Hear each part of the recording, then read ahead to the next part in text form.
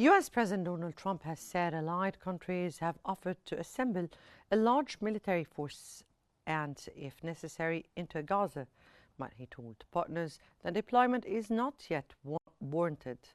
He expressed hope that Hamas will do the right thing, yet he warned that if Hamas fails to comply, it would face a swift, violent and brutal end. It always seems so natural. I mean, all the media would say that this. U.S. Vice President J.D. Vance has announced the opening of a civil-military cooperation center to support Gaza's reconstruction, saying current violence need not derail the peace process. He expressed confidence that lasting Israel-Gaza peace is achievable and that implementation of U.S. President Donald Trump's Gaza plan is progressing better than expected.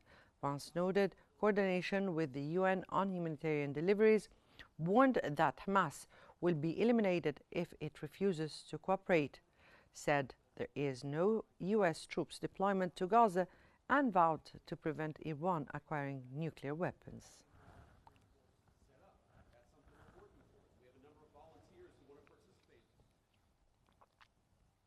U.S. Presidential Envoy Steve Witkoff has said the newly established Civil-Military Cooperation Center for Gaza will help address numerous challenges facing the Gaza Strip.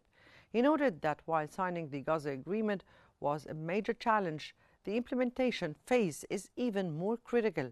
Witkoff added that the situation on the ground has so far exceeded expectations in terms of progress and coordination.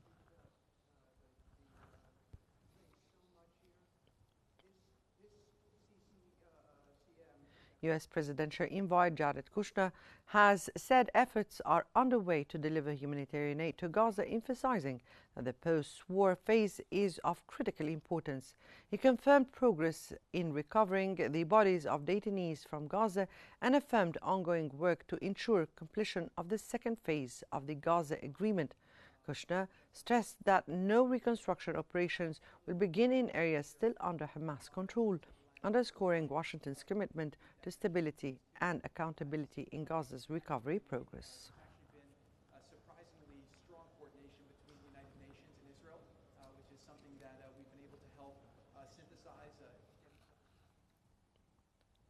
Qatar's Emir Tamim bin Hamad Al Thani has condemned Israel's continued violations of the Gaza ceasefire, denouncing recent strikes as illegal and inhumane.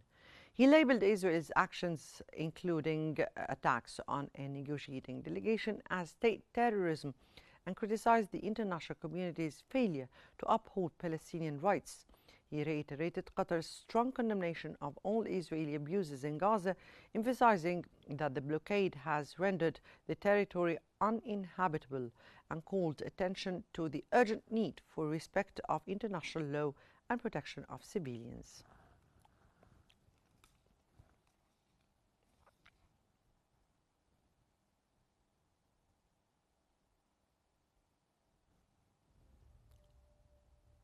The World Food Programme has said it has delivered over 538 trucks into Gaza since the ceasefire, though supplies remain far below the daily target of 2,000 tons.